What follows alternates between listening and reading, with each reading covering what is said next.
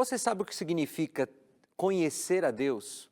Muitas pessoas acham que é apenas ter informações a respeito de Deus, mas não é. Conhecer a Deus biblicamente é muito mais profundo e nós vamos aprender sobre isso no Adoração de agora. Está só começando o seu programa Adoração.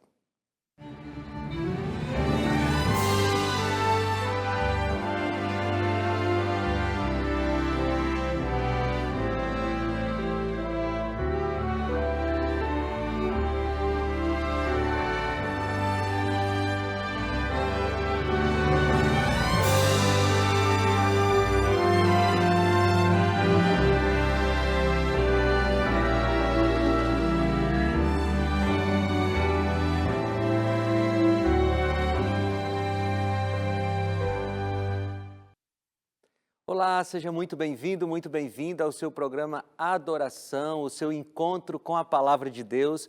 E nós estamos aqui para estudar um pouco mais a Bíblia. Mas antes de eu abrir a Bíblia com você, eu quero te oferecer uma ferramenta que a Novo Tempo preparou para que você possa estudar mais a Palavra de Deus. É a revista Esperança, Eu Creio. Nós estamos com esse conteúdo, é um conteúdo maravilhoso. Vou te falar só alguns capítulos que você vai encontrar aqui. Por exemplo, o capítulo 1 fala sobre justificação pela fé. O capítulo 3 fala sobre Cristo e a lei de Deus. O capítulo 4 fala sobre o sábado. Você vai descobrir essa doutrina na Bíblia. O capítulo 12 fala, por exemplo, sobre a volta de Jesus. Enfim, você vai encontrar vários temas bíblicos aqui, crenças fundamentais da palavra de Deus, do cristianismo, para você se aprofundar. Esse material foi preparado com muito cuidado, com muito carinho, para que você possa conhecer mais a palavra de Deus. Já pensou você poder expor a palavra de Deus para os seus vizinhos, para os seus amigos, com mais propriedade? Aqui, com esse material, você vai poder se aprofundar na palavra de Deus e você vai poder explicar a palavra de Deus, entender e explicar. E é por isso que esse material é tão importante para você. E se você quiser pedir, nós enviamos para a sua casa sem custo algum. Você pode mandar uma mensagem para o nosso WhatsApp agora. O número é 1298244 4449. 1298244 4449. Ou você pode entrar agora no site novotempo.com/escola bíblica. E nesse endereço você vai encontrar a imagem da revista Esperança, clica nela, preenche um formulário e vai para a sua casa pelos correios de graça. Ou você pode também ligar para a gente no 0 operadora 12 2127 3030. Dessas três formas, você vai pedir a sua revista Esperança e a gente envia para a sua casa para você conhecer mais sobre a Palavra de Deus. E agora eu quero orar com você para que a gente possa começar o nosso estudo bíblico de hoje. Senhor Deus, nós estamos com a Tua Palavra em nossas mãos e queremos ouvir a Tua voz através da Tua Palavra, Senhor. Por favor, fala conosco, diz aquilo que nós precisamos ouvir, em nome de Jesus. Amém. Eu quero começar lendo com você um texto que é bastante conhecido entre os cristãos, que é João capítulo 8, versículo 32. Você está com a sua Bíblia aí? João capítulo 8, versículo 32. Eu vou ler na Nova Versão Internacional, que diz assim: E conhecerão a verdade, e a verdade os libertará. Jesus estava conversando aqui com os líderes judeus, e ele estava falando sobre a libertação que a palavra de Deus causa em nós, sobre como o ministério de Jesus na terra era importante para que tanto os líderes judeus quanto o povo em geral pudessem ter saúde espiritual. Mas você vai encontrar aqui nesse texto, se você ler todo o contexto, você vai encontrar uma certa resistência dos líderes judeus a respeito da mensagem que Jesus pregava. E aí, nesse contexto, ele diz: e conhecerão a verdade, e a verdade os libertará. Veja que só nesse texto, só nesse versículo bíblico, nós já temos vários elementos para a gente entender, para a gente se aprofundar. O primeiro deles, eu quero ir de trás para frente, tá bom? O primeiro deles que nós vamos falar é a expressão libertará. Por que a gente precisa de liberdade? Será que nós somos escravos de alguma coisa? Se você olhar um pouquinho mais à frente, os líderes judeus vão dizer assim, olha, nós não somos escravos, nós nunca fomos escravos, por que a gente precisa ser livre? E Jesus explica que está falando sobre a escravidão do pecado. Mais uma vez, Jesus demonstra que ele não veio para fazer revolução social. Jesus veio para fazer uma revolução espiritual. E enquanto os líderes judeus estavam pensando sobre escravidão do ponto de vista social, Jesus diz, eu estou falando sobre a escravidão do pecado e vocês precisam ser libertos dessa escravidão. Bem, de trás para frente tem a palavra verdade agora. E conhecereis a verdade, e a verdade vos libertará.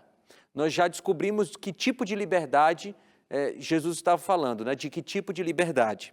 Agora, o que é a verdade? Veja, na Bíblia, a verdade não é apenas um conceito. No mundo contemporâneo, a gente sempre pensa na verdade como um conceito filosófico. Mas na Bíblia, a verdade não é um conceito. Na Bíblia, a verdade é uma pessoa.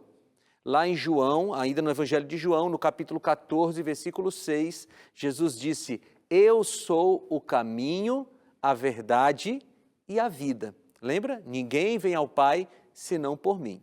Então, em João 14, 6, a verdade é o próprio Cristo. Mas o próprio Jesus falou da verdade como sendo ainda outro elemento. Se você for no capítulo 17 de João capítulo 17, na oração sacerdotal de Jesus, no versículo 17, Jesus diz assim, santifica-os na verdade, a tua palavra é a verdade. Então vamos juntar aqui esses elementos todos. Jesus falou que ele é a verdade, em João 14, 6, e Jesus falou que a palavra é a verdade em João 17, 17. E a gente consegue unir essas duas coisas. Jesus não entrou em contradição. Ele está falando coisas complementares aqui. Ora, ele é a verdade. E onde é que nós o encontramos? Nós o encontramos através da sua palavra. Então, o que Jesus estava querendo ensinar com esses dois versículos? Estava querendo nos ensinar que nós precisamos buscar a verdade nele. E nós podemos encontrá-lo através da palavra, da Bíblia.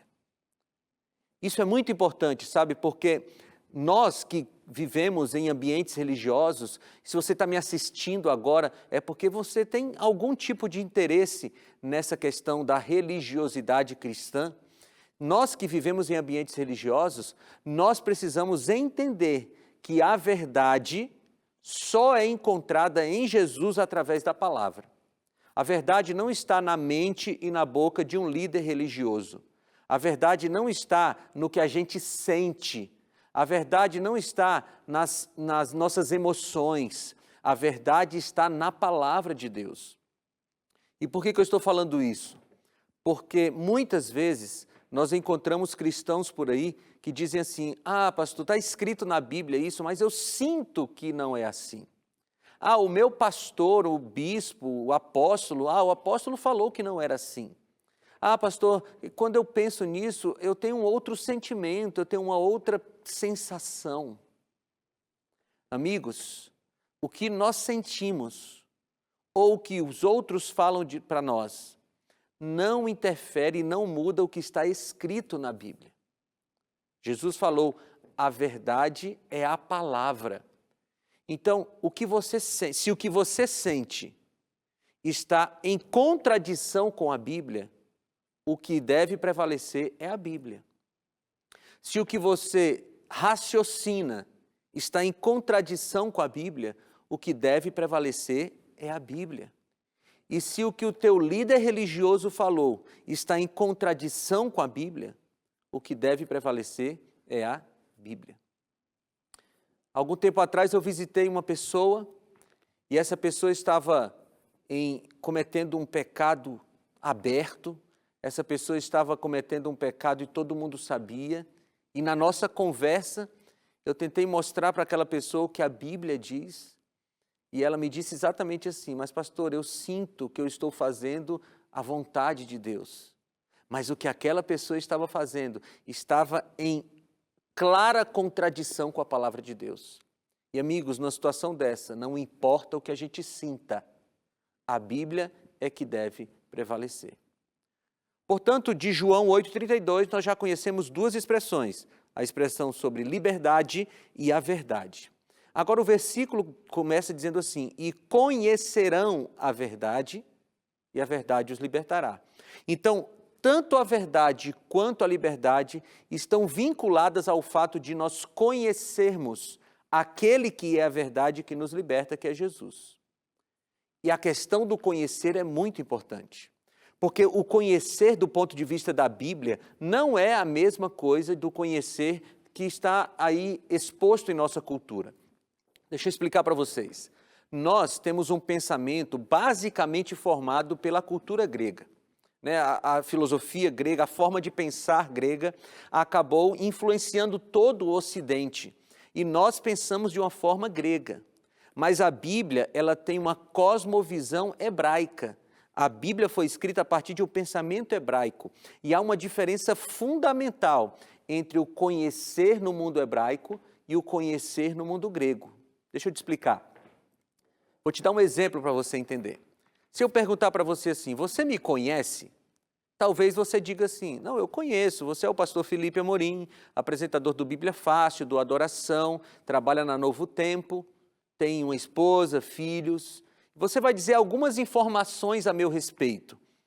Bem, do ponto de vista grego, você realmente me conhece, porque você tem informações a meu respeito.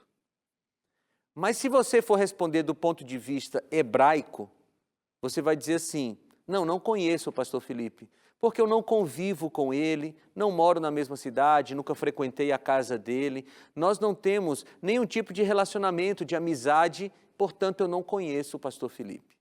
Você entende? Para os gregos, conhecer é ter informações a respeito de alguma coisa. Para os hebreus, para o pensamento bíblico, conhecer é se relacionar com alguma coisa. Portanto, quando Jesus diz assim, e conhecerão a verdade, ou seja, e conhecerão a Jesus através da palavra, ele não está dizendo e terão informações a respeito de Jesus. Ele está dizendo e vocês se relacionarão com Jesus, terão intimidade com Jesus e essa intimidade com Jesus os libertará. Eu quero fazer um passeio com vocês pela Bíblia para a gente reforçar essa ideia do conhecer na Bíblia. Eu quero convidar você para ir lá para o primeiro capítulo da Bíblia, o primeiro livro da Bíblia, no capítulo 4. Gênesis, capítulo 4, no versículo 1. Eu vou ler com você esse versículo para a gente reforçar a ideia de que conhecer na Bíblia não é ter informações sobre algo, mas é se relacionar com algo. Veja, Gênesis 4:1 diz assim, Adão teve relações com Eva, sua mulher, e ela engravidou e deu à luz a Caim. E disse ela, com o auxílio do Senhor, tive um filho homem. Talvez aí na sua versão da Bíblia diga assim, Adão conheceu Eva e ela engravidou. E essa seria a melhor tradução, porque é a tradução do verbo hebraico yadá, que é o verbo conhecer. A Bíblia está falando sobre o relacionamento sexual entre marido e mulher, usando o verbo conhecer, indicando que conhecer na Bíblia é mais do que ter informações sobre alguma coisa, é você se relacionar intimamente. Aqui, já no primeiro capítulo da Bíblia, a gente percebe isso. Agora eu quero ir lá para Jeremias capítulo 22. Vai comigo para Jeremias capítulo 22, versículo 16. Jeremias capítulo 22, versículo 16. Você está acompanhando aí?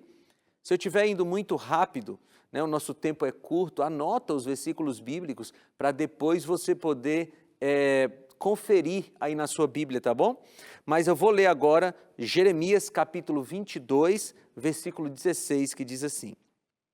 Aliás, a partir do versículo 15, tá bom? Você acha que acumular cedro faz de você um rei? O seu pai não teve comida e bebida, ele não fez o que era justo e certo, e tudo ia bem com ele. Ele defendeu a causa do pobre e do necessitado, e assim tudo corria bem. Não é isso que significa conhecer-me, declara o Senhor? Percebeu que o rei aqui, ele indicou que conhecia a Deus, ele demonstrou que conhecia a Deus quando ele agiu como Deus agia. Percebe isso? Porque diz assim, ele cuidou do pobre e do necessitado, ele defendeu a causa do pobre, ele defendeu as pessoas mais necessitadas, e aí o profeta diz assim, não é isso que significa conhecer-me? Ou seja, aqui tem uma demonstração de que conhecer a Deus é mais do que saber sobre Ele, é você viver como Ele vive, agir como Ele age, reagir como Ele reagiria. E a gente precisa entender isso. Conhecer a Deus tem a ver com se relacionar com Ele. Você entende? Mas tem mais um texto bíblico que eu quero te mostrar. Vai para Provérbios capítulo 3. Nós vamos ler vários textos bíblicos hoje. Provérbios capítulo 3, versículos 5 e 6. Provérbios capítulo 3, versículos 5 e 6. Esses dois versos são preciosos. Se você tiver com a sua Bíblia aberta aí, marca esses dois versos, porque eles vão fazer muita diferença na sua vida cristã.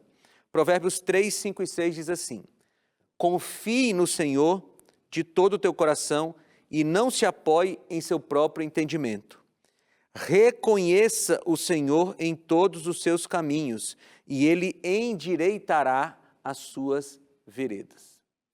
Provérbios é um livro poético da Bíblia. E nesses dois versículos acontecem um fenômeno da literatura poética bíblica chamado de paralelismo poético. O que é isso? É quando um versículo está em paralelo com o outro e as palavras de um versículo são sinônimas da palavra do versículo seguinte. No caso aqui, eu quero falar somente sobre a primeira palavra de cada versículo. Você está com a Bíblia aberta aí? Ó? No versículo 5 diz, confie no Senhor. E no começo do versículo 6 diz, reconheça o Senhor. O verbo aqui do versículo 6, reconheça, é o mesmo lá de Gênesis capítulo 4, o verbo iadá, que é o verbo reconhecer. Ou seja, nós estamos vendo aqui o poeta bíblico, o profeta, falando que confiar no Senhor é a mesma coisa que conhecer o Senhor. E amigos, a gente não consegue confiar em alguém que nós não conhecemos. Imagine o seguinte, você está caminhando pela rua da sua cidade aí e de repente você vê alguém que você nunca viu na sua vida, você não conhece aquela pessoa, mas você vê aquela pessoa correndo em sua direção com um pacote na mão, com uma sacola na mão. E aquela pessoa se aproxima de você, ela parece assustada, ela está cansada de correr e ela diz assim, segura esse pacote para mim. Você vai segurar? Eu acredito que não, né? Eu não seguraria. Eu não conheço quem é aquela pessoa, eu não sei por que ela está correndo, não sei o conteúdo, qual é o conteúdo do pacote, eu não seguraria.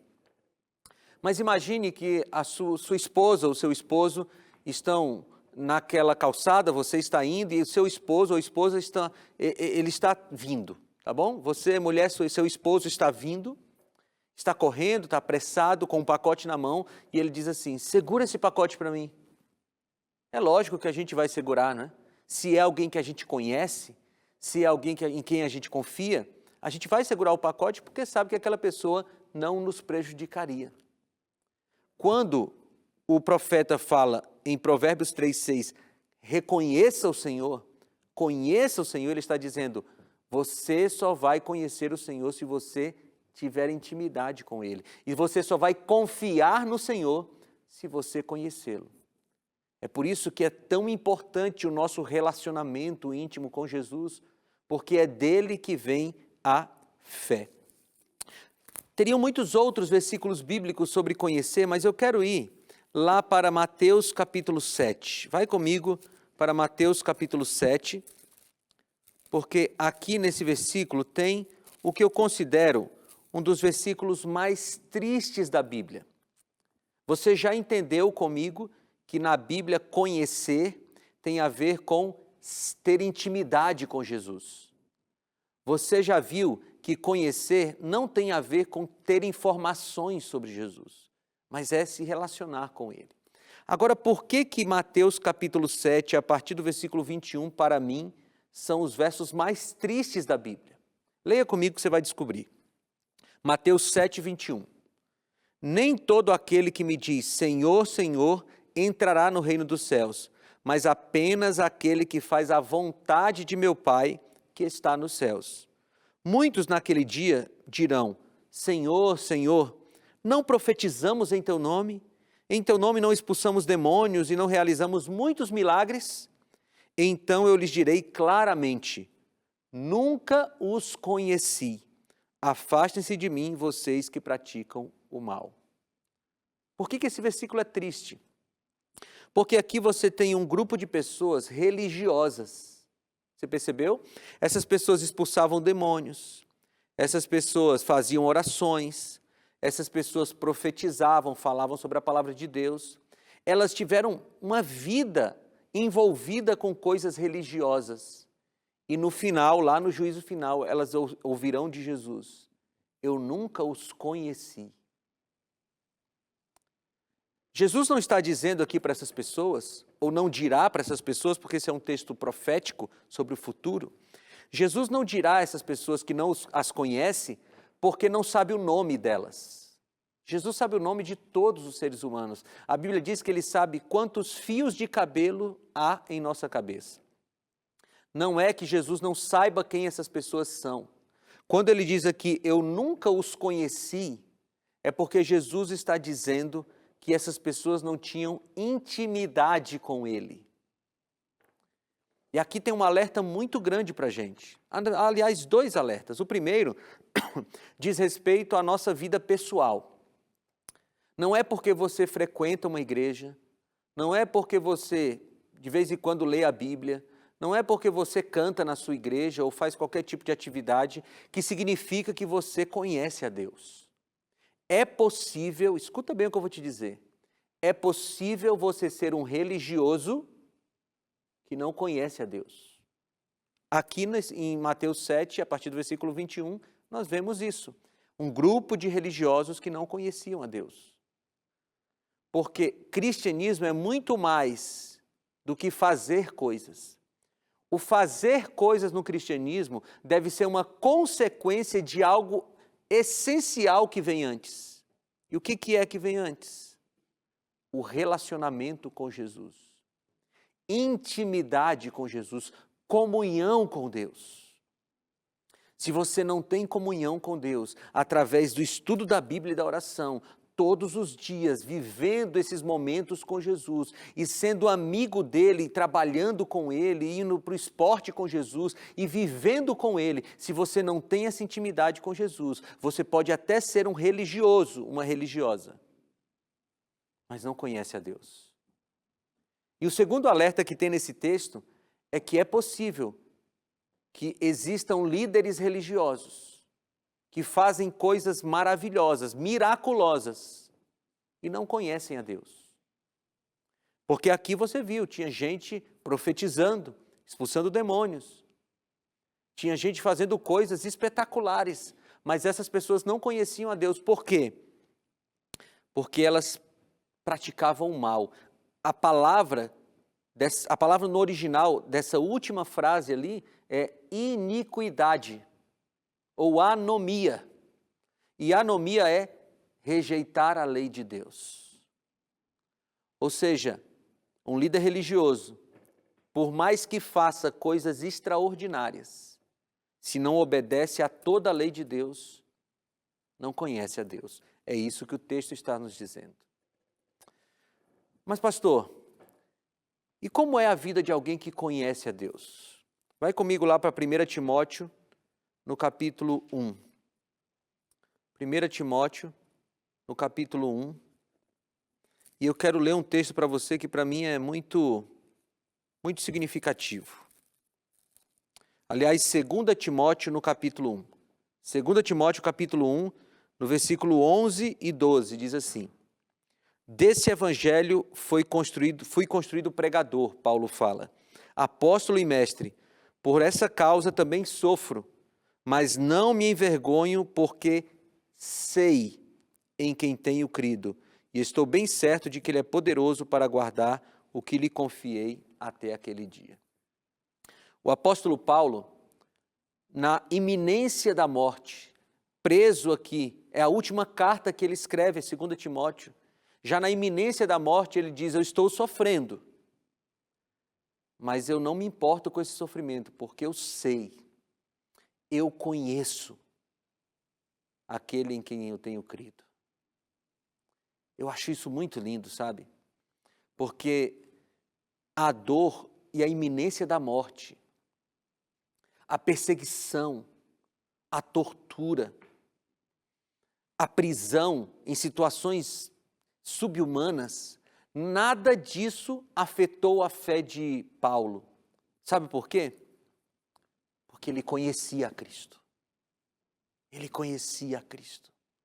E porque ele tinha esse relacionamento íntimo com Cristo, nada abalava a sua fé. E aí a gente volta a relembrar João 8,32, o texto com o qual nós começamos. Porque lá Jesus disse: e conhecereis a verdade, e a verdade os libertará. O que é conhecer a verdade, amigos? Agora você entende, não é? Conhecer a verdade é se relacionar com Jesus intimamente. Amigos, não existe cristianismo sem relacionamento íntimo com Jesus.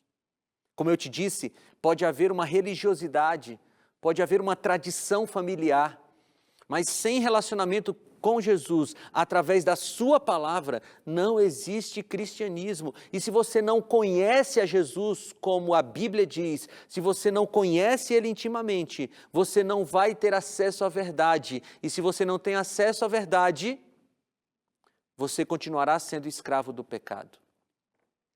Você sabe por que tem muita gente que não consegue vencer o pecado?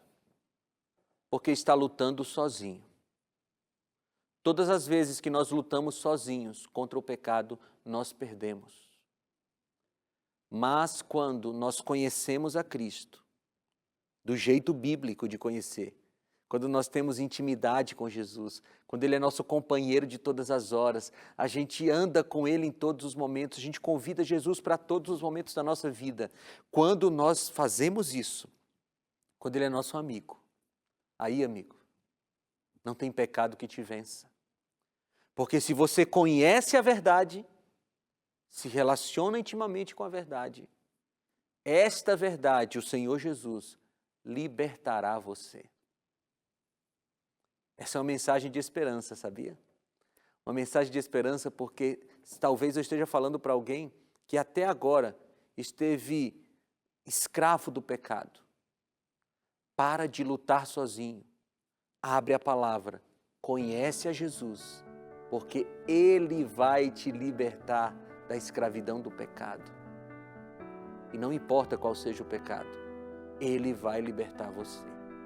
Eu quero orar agora, para que você e eu possamos ter esse relacionamento profundo com Jesus e recebamos dele as bênçãos que precisamos. Se puder, feche seus olhos. Senhor Deus, nós te agradecemos pela oferta do relacionamento contigo. Nós não merecemos, Senhor Deus, mas queremos aproveitar profundamente essa oportunidade de termos intimidade com o Senhor, o Deus do universo. Deus, nós queremos liberdade das nossas escravidões, Senhor. E eu peço que o Senhor nos dê, em nome de Jesus, não porque nós merecemos, mas em nome de Jesus. Amém.